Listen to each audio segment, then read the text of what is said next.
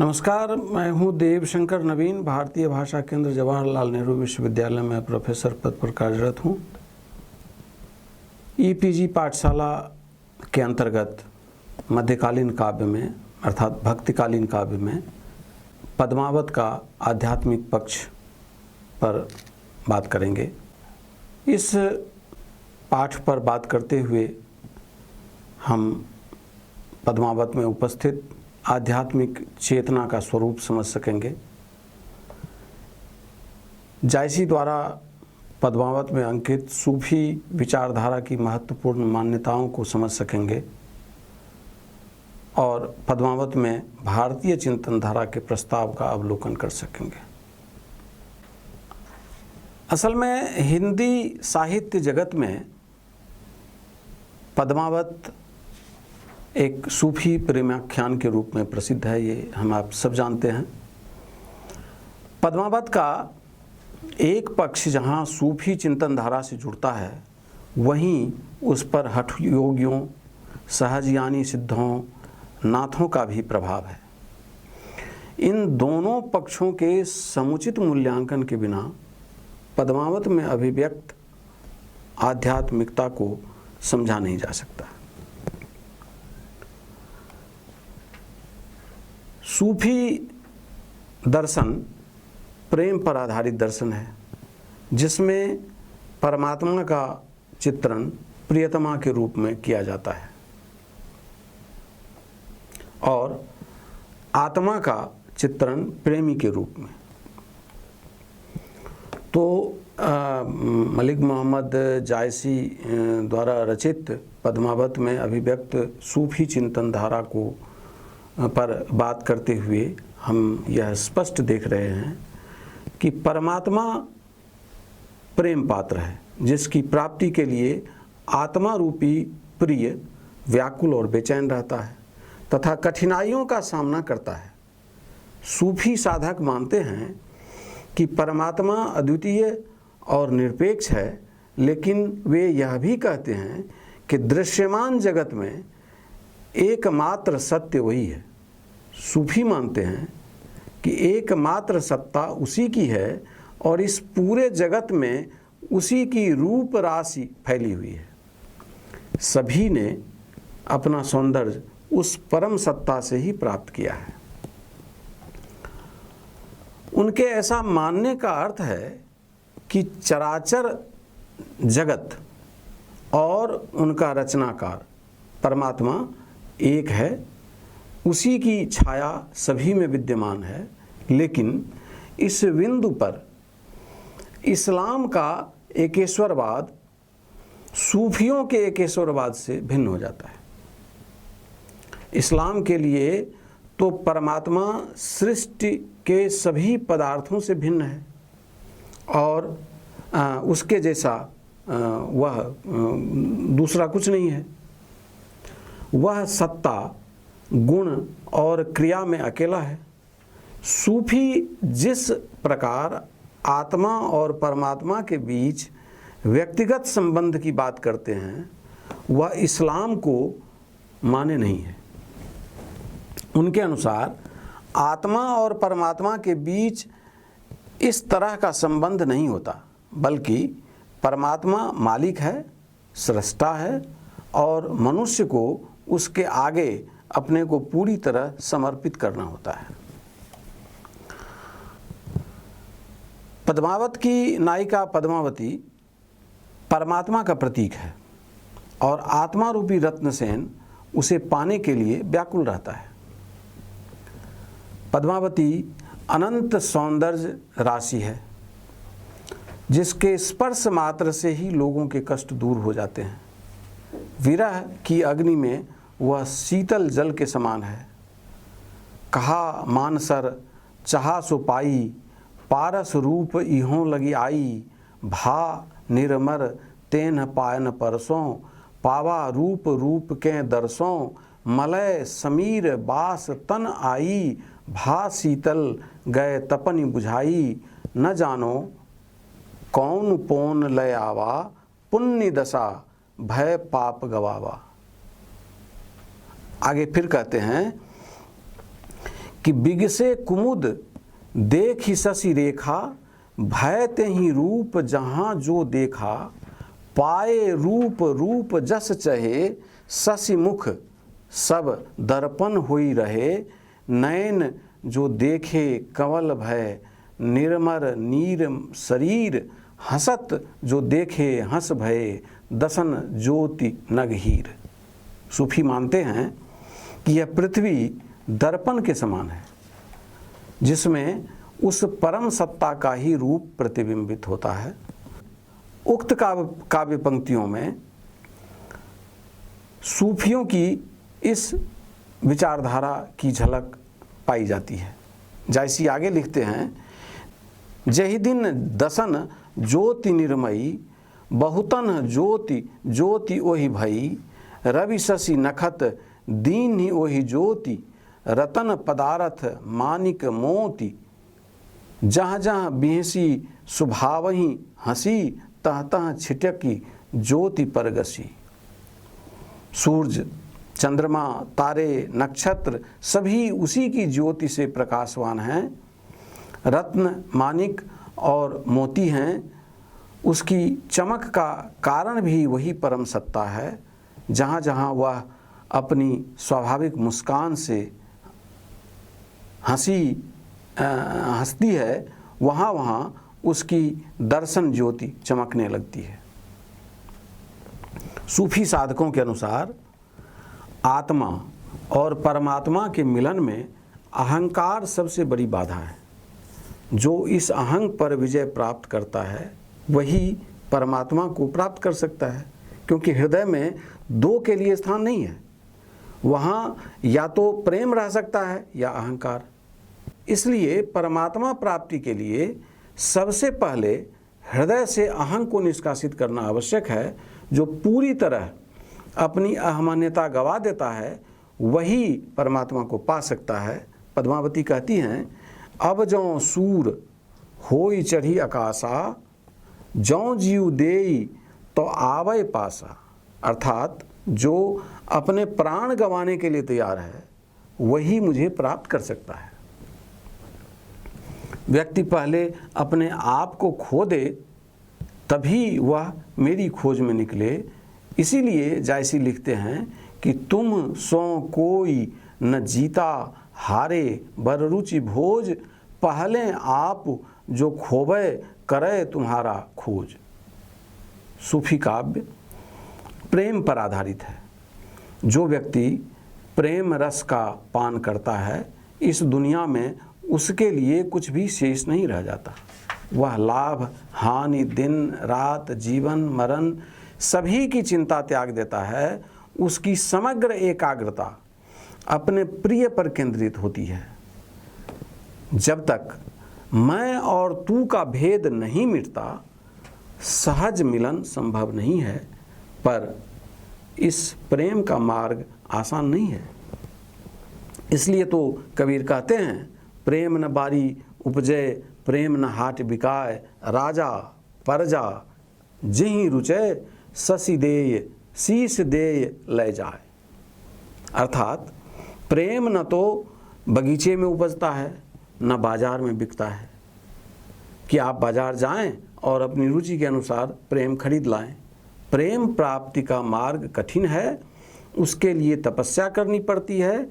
जो अपना सिर उतार कर जमीन पर रखने का साहस रखते हैं, अर्थात अपनी सारी अहमान्यता, सारे अहंकार को अलग करते हैं, वही इस मार्ग पर आगे बढ़ सकता है। जायसी भी इस कठिनाई की ओर इशारा करते हैं। भले ही प्रेम है कठिन दुहेला, दुई जग तरा प्रेम जेई खेला। यह प्रेम का खेल अत्यंत कठिन है और दुखदाई भी है। जो इस प्रेम के खेल को खेल लेता है वह दोनों लोकों में तर जाता है। इस संदर्भ में सूफी साधक अल कुर्सी का कहना है,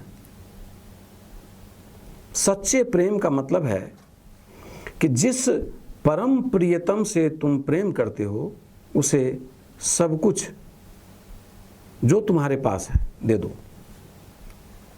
जिसमें कि तुम्हारा अपना कहने को कुछ भी न रह जाए। सूफी साधक अबू यजीद का भी कथन है कि संसार से शत्रुता कर मैं परमात्मा के पास भागा, लेकिन उसके प्रेम ने इस प्रकार से मेरे ऊपर काबू कर लिया कि मैं स्वयं अपना दुश्मन बन गया।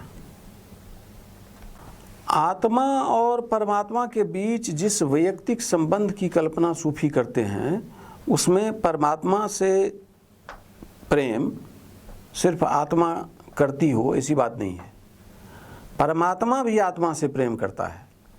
सूफी साधक वायजीद विस्तमी कहते हैं कि मैं समझता था कि मैं परमात्मा से प्रेम करता हूँ, लेकिन गौर करने पर मैंने देखा कि मेरे प्रेम करने से पहले ही वह मुझसे प्रेम करता है।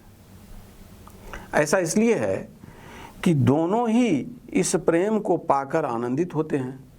आत्मा और परमात्मा जब तक अलग हैं तब तक प्रेम की पीर बनी रहती है, लेकिन मिलन द्वारा यह पीर मिट जाती है और इसके बाद आत्मा के अंदर कोई भी आकांक्षा शेष नहीं रह जाती। सृष्टि निर्माण की प्रक्रिया पर बात करते हुए सूफी कहते हैं कि परमात्मा अव्यक्त और अकेला था। उसने अपनी ही ज्योति से एक ज्योति का निर्माण किया। यह ज्योति नूरे मुहब्बत या नूरे अहमद था। इसी पर मुग्ध होकर परमात्मा ने सृष्टि की रचना की। इस प्रक्रिया को व्यक्त करते हुए जायसी लिखते हैं, सबरो आदि एक करतारु, जेई जियु दीन कीन संसारु, कीन्हसी प्रथम ज्योति परगासु, कीन्हसी तेहि पीरीत कबिलासु। सूफी आत्मा और परमात्मा के मिलन मार्ग में गुरु की महत्वपूर्ण भूमिका मानते हैं। गुरु ही वह पथ प्रदर्शक होता है जो भटकी हुई आत्मा को परमात्मा की ओर उन्मुख करता है और उसे सही मार्ग दिखाता है। राजा रत्नसेन को पद्मावती के रूप सौंदर्य की ओर उन्मुख करने का कार्य हीरामन तोता करता है, हीरामन सुग्गा, और पद्मावती तक पहुंचने में उसकी मदद भी करता है। सूफी परमात्मा तक पहुंचने के लिए 4 मंजिलों को पार करना अनिवार्य मानते हैं, जिसकी पहली मंजिल है शरीयत, जिसमें साधक धर्म ग्रंथ में बताए कायदे, कानूनों और पाबंदियों को मानता है। दूसरी मंजिल है तरीकत, जिसमें साधक माया मोह के बंधन से मुक्त हो जाता है, जिसके लिए वह पवित्रता का सहारा लेता है। साधक की तीसरी मंजिल है मारिफत, जिसमें साधक की परमात्मा से मिलन के मार्ग की सारी बाधाएं दूर हो जाती हैं और उसे ज्ञान की प्राप्ति हो जाती है। सूफियों के अनुसार साधक की चौथी और अंतिम मंजिल हकीकत है। हकीकी से तात्पर्य परम सत्य से है। इस अवस्था में साधक का परमात्मा से साक्षात्कार होता है। जायसी भी पद्मावत में परमात्मा से मिलन के मार्ग की इन्हीं 4 मंजिलों की ओर संकेत करते हैं। 4 बसेरो सो चढ़े, 700 चढ़े सो पार जो पार। सूफी साधना में भावाविष्टावस्था का महत्वपूर्ण स्थान है, जिसे सूफी हाल कहते हैं। इसमें साधक बार बार अपनी शक्ति का उपयोग परमात्मा का ध्यान लगाने में करता है, बार बार उसके नाम की रट लगाए हुए रहता है। उसकी आँखों से अश्रुधारा बहने लगती है। इस समय उसके हृदय से संसार की सारी इच्छा आकांक्षा दूर हो जाती है। उसके हृदय में अपने प्रियतम को पाने के अतिरिक्त कोई और इच्छा शेष नहीं रह जाती। उसका हृदय हर्ष और आनंद से भर जाता है। यह अवस्था वज्द की है। अगर ऐसे में साधक की साधना पूर्ण होती है तो वह वजूद की अवस्था में पहुंच जाता है। लेकिन यदि ऐसा नहीं हो पाता तो उसकी चेतना लौट आती है और वह सांसारिक प्राणी बन जाता है। जायसी भी रत्नसेन की इस अवस्था का जिक्र करते हैं। हीरामन जब राजा से पद्मावती के विषय में बताता है तो राजा उसे पाने के लिए उत्कट अभिलाषा से भर जाता है और वह चेतना इतनी अधिक हो जाती है कि वह मूर्छित हो जाता है। सुनते ही राजा गा मुरझाई, जानहु लहरी सुरुज कै आई, परासो प्रेम समुद्र अपारा, लहर ही लहर होई विषंभारा, बिरह भवर होई भावरी देई, खिन खिन जीव हिलोरहि लेई, खिनहि निशास बूरी जीव जाई, खिनहि उठै निशैसय बोराई, खिनहि पीते खिन होई मुख सेता, खिनहि चेत खिन होई अचेता। इस उल्लास की अवस्था में पहुंचने के बाद भी राजा की साधना पूर्ण नहीं होती। चेतना में आने पर उसे अत्यधिक पीड़ा होती है। वह उसी अवस्था में लौट जाना चाहता है। राजा की मानसिक अवस्था का वर्णन जायसी ने जो किया है उसे इन पंक्तियों में हम देख सकते हैं कि जौं भा चेत उठा बैरागा, बाउर जनहु सोई अस जागा, आवन जगत बालक जस रोबा, उठा रोई हा ज्ञान सुखोबा, हो तो आहा अमरपुर जहाँ, यहाँ मरनपुर आए हूँ कहाँ, केई उपकार मरन कर कीन्हा, सकति जगाई जीयु हरि लीन्हा, सोबत आहा जहाँ सुख सखा, कस न तहाँ सोबत विधि राखा। जैसे ही राजा को होश आया उसे फिर वही बैराग उठ खड़ा हुआ। प्रतीत हो रहा था जैसे कोई बावला सोकर जागा हो, जैसे संसार में आते समय कोई बच्चा रो रहा हो। राजा उस नए आए हुए बच्चे की तरह, वे नींद से जागे हुए बावले की तरह रो रहा था। वह कहता जा रहा था कि मैं तो उस जगह था जहाँ पर्याप्त अमृत भरा हुआ था, यहाँ इस मृत्यु की नगरी में कैसे आ गया, क्यों आ गया, किसने प्रेम बस मुझे उस मरण से उबारने का उपकार किया है। और जब यहाँ आ गया तो अब देख रहा हूँ कि मेरी शक्ति तो उसने जगा दी पर मेरा जी भर कर ले गया। यह सूफी मत के सूफी संतों के इस तरह के की धारणाओं का प्रतीक पद्मावत में दिखता है। पद्मावत में अभिव्यक्त भारतीय चिंतन धारा पर विचार करते हुए हम देखते हैं कि यहाँ सूफी विचारधारा के अतिरिक्त भारतीय चिंतन धारा का भरपूर समावेश है। सिद्धों ने हठयोग अपनाया था। जायसी भी इन सिद्धों नाथों के संपर्क में आए होंगे और वहाँ से उन्होंने उनकी पारिभाषिक शब्दावली भी अपनाई होगी। आचार्य विनय श्री के एक गीत में भी चांद सूरज के इस प्रतीक का उपयोग किया गया है। चंदा आदिज समरस जोए, अर्थात चंद्रमा और सूरज को समरस से युक्त करना चाहिए। जायसी ने पद्मावत में राजा रत्नसेन को बार बार सूरज और पद्मावती को बार बार चांद कहा है। सूरज पुरुख चांद तुम रानी, असबर देव मिलावा आनी, चांद सूरज सिंह होई बियाहू, बारी विधौ सब बेधव राहू। हठयोग में ह का अर्थ सूरज और ठ का अर्थ चंद्रमा है। इन्हीं दोनों के योग को हठयोग कहते हैं। गोरक्ष शतक में इड़ा, पिंगला और सुषुम्ना को क्रमशः चंद्र, सूर्य और अग्नि कहा गया है। रत्नसेन रूपी सूर्य उष्ण और अशांत है। शांत रूपी चंद्रमा रूपी पद्मावती शांत और शीतल है, जो सूर्य को अपनी ओर आकृष्ट करती है। यह आकर्षण तब तक बना रहता है जब तक मिलन द्वारा दोनों एक दूसरे में समरस नहीं हो जाते। गोरक्ष शतक में बताया गया है कि ईरा वाम भाग में स्थित है और पिंगला दाहिने भाग में स्थित है तथा सुषुम्ना बीच में है। ईरा स्त्री तत्व है और पिंगला पुरुष तत्व। ये दोनों काल का निर्देश करती हैं और सुषुम्ना काल का भक्षण करती है।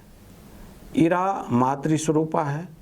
सूर्य से प्राणवायु तथा चंद्रमा से अपान वायु भी समझा जाता है। जीव प्राण और अपान के वशीभूत है और वाम तथा दक्षिण, वाम अर्थात ईरा, दक्षिण अर्थात पिंगला मार्ग से यह ऊपर नीचे आता जाता है। गोरक्ष शतक में कहा गया है कि प्राण और अपान एक दूसरे को अपनी ओर खींचते रहते हैं। योगी ऊर्ध्व और अधः की इन दोनों वायुओं का योग कराते हैं। प्राणायाम द्वारा इन दोनों के योग को हठ योग या सूर्य चंद्र का योग भी कहा जाता है। इन दोनों के योग से परम पद की प्राप्ति होती है। जैसे लिखते हैं, जन होई सूरज आई मन बसी, सब घट पूरी हिये परगसी। रत्नसेन सूरज है तो पद्मावती उसकी छाया चंद्रमा बन जाती है। अब हाँ सूरज चांद वह छाया। जायसी के सिंघल द्वीप वर्णन खंड में कुंडली योग का प्रभाव स्पष्ट रूप से देखने को मिलता है। नव पंवरी बाकी नव खंडा, नवहु जो चढ़े जाय ब्रह्मंडा। 9 पौरी शरीर के 9 द्वार हैं जिनका उल्लेख किया गया है। इन 9 के ऊपर एक 10वां द्वार भी है। 10म द्वार गुपुत एक नाकी, अगम चढ़ाव बाट सुठी बाकी। सहस्रार का अमृत इसी 10म द्वार से होकर नीचे की ओर झरता है। सबसे ऊपर ब्रह्मरंध्र में आनंदमय परम शिव विराजमान हैं। योगियों का लक्ष्य उस परमानंद तक पहुंचना है, लेकिन वहां पहुंचने का मार्ग कठिनाइयों से भरा हुआ है। योग की क्रियाओं द्वारा वहां तक पहुंचा जा सकता है। इसके लिए गुरु कृपा अत्यंत आवश्यक है। कुंडलिनी शक्ति को जागृत करने में ईड़ा, पिंगला और सुषुम्ना नाड़ियों का सहयोग प्रमुख होता है। योग की विभिन्न क्रियाओं द्वारा ईड़ा और पिंगला के मार्ग बंद हो जाते हैं और सुषुम्ना का मार्ग खुल जाता है, जिस पर पिप्पलिका गति से चलना होता है। वायु शक्ति इस मार्ग से ऊपर की ओर उठती है। यही कुंडलिनी का ऊर्ध्वमुख होता है। उसके ऊर्ध्वमुख होने पर ब्रह्मद्वार खुल जाता है। इसे जगाकर शिव से समरस करना योग का लक्ष्य है। यह मार्ग अत्यंत कठिन है। 9 पौरी तेहि गर्ह मझियारा, औतः फिरहि 5 कोटवारा। भेदी कोई जाय ओहि घाटी, जौं लय भेद चढ़ै ओहि चोटी। गर्ह तर सुरंग कुंड अवगाहा, तेहि मह पंथ तोहि कह पाहा। जस मरजिया समुद्र धसी मारे, हाथ आव तब सीप ढूंढी ले ही वही सरग द्वारी। औचरहु सिंघल द्वीप। उस घर के भीतर 9 घर हैं, अर्थात शरीर में 9 इंद्रिय द्वार है और पंच प्राण उसकी रक्षा करते हैं। गुरु से वहाँ तक पहुँचने का मार्ग और ज्ञान प्राप्त कर योग्य शिष्य ही वहाँ पहुँच सकता है। एक एक चक्र को वश में करते हुए उसे पिपीलिका गति अर्थात चींटी की गति से संभल संभल कर आगे बढ़ना होता है। इस शरीर रूपी सुरंग में सबसे नीचे सुषुम्ना सुरंग है, जो मूलाधार चक्र रूपी अगाध कुंड से आरंभ होती है। ब्रह्मांड में पहुँचने पर मार्ग उसी में होकर जाता है। गोताखोर अपने प्राणों की बाजी लगाकर समुद्र से मोती ढूंढता है, उसी प्रकार साधक को भी इस योग मार्ग पर आगे बढ़ना होता है। इस मार्ग पर आगे बढ़कर ही वह उस परमात्मा से मिलने का आनंद प्राप्त करता है।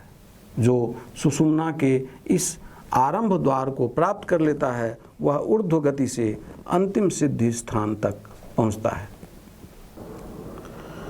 सहजज्ञानियों के यहाँ विशुद्ध ज्ञान की प्राप्ति के लिए मृत्यु आवश्यक है। उसका अर्थ यह है कि मानव मन में जो भी पाशविक प्रवृत्ति है उसका सर्वथा लोप हो जाए। यही सहजज्ञान की परिभाषा में सच्चा मरण है। रत्नसेन कहता है, मरै सो जान होई तन सूना। यहाँ सूना उस सर्व शून्य की स्थिति के लिए है जिसमें साधक वज्रमय हो जाता है। उस पर किसी भी लोभ लालच का असर नहीं होता।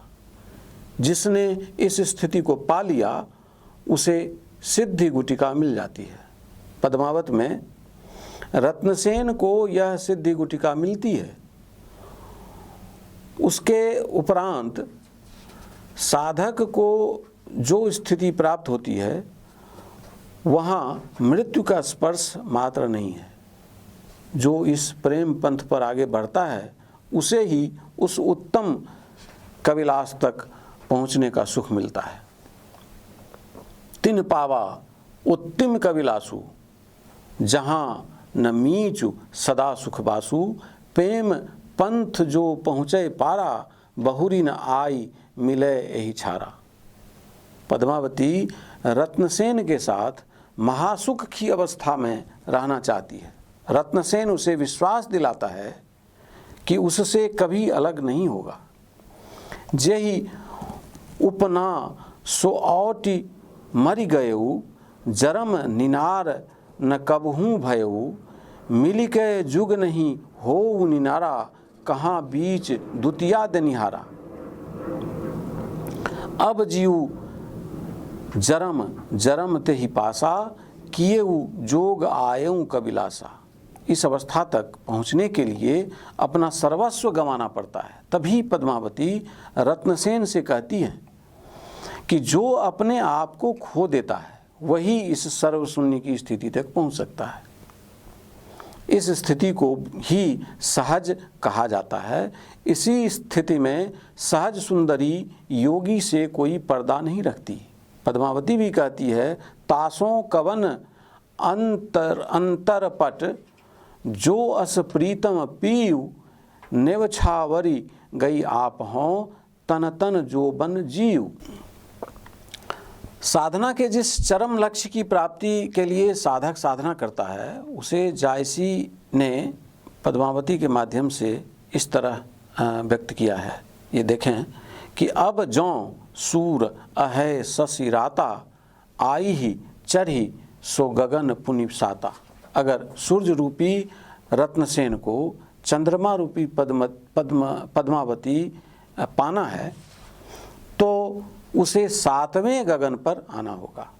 यह 7वां गगन ही साधक का चरम लक्ष्य है। यह कोई साधारण खंड नहीं है। इन 7 खंडों की महिमा असाधारण है।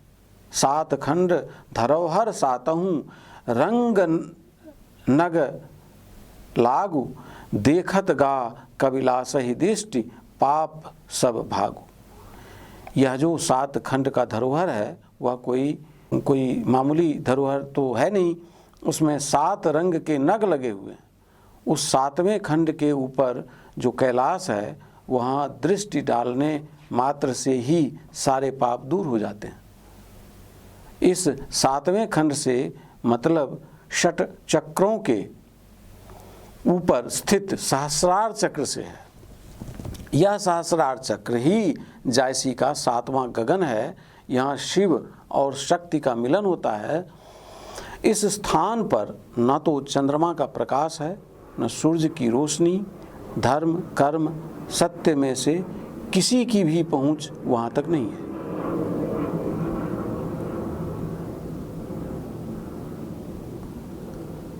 सराहपाद ने लिखा है, जहि मन पवन न संचरई, रवि शशि नाह पवेश, तहि वट चित विषाम करु, सरहे कहिय उवेश। इसी विचार को जायसी कुछ इस तरह व्यक्त करते हैं कि तहाँ न चांद न सूरज असुझा, चरहै सो जो अस अगुमन बूझा, 10 माह एक जाय कोई करम, धर्म सतनेम। सहस्रार दलों का पद्म है जिसमें एक त्रिभुज है, जिसमें से शून्य प्रकाशित हो रहा है। यही परबिंदु है, यही ईश्वर है। इसी के मध्य ब्रह्मा का आवास है। बिंदु के ऊपर ही वह देवी विराजमान है जो जन्म देती है, संहार करती है और पालन करती है। इस पद्म में ही पूर्ण मिलन का अनुभव होता है और साधक माया मोह के बंधन से मुक्ति प्राप्त कर लेता है तथा आनंद का उपभोग करता है। माया के बंधन से मुक्त शिव और शक्ति का निवास स्थान यही पद्म है। साधक का लक्ष्य यहाँ तक पहुँचना है। निष्कर्षतः पद्मावत का अध्ययन करने के बाद यह ज्ञात होता है कि पद्मावत की आध्यात्मिका को किसी एक खांचे में फिट नहीं किया जा सकता। पद्मावत में सूफी दर्शन के साथ साथ जायसी ने भारतीय चिंतन धारा का भी समावेश किया है। जहाँ एक तरफ आत्मा परमात्मा के मिलन, स्त्री में परमात्मा का नूर, 4 मंजिल द्वारा सूफी दर्शन की झलक मिलती है, वहीं हठयोग, सूर्य, चंद्रमा के प्रतीक और 7वें गगन के भारतीय दर्शन का भी परिचय मिलता है।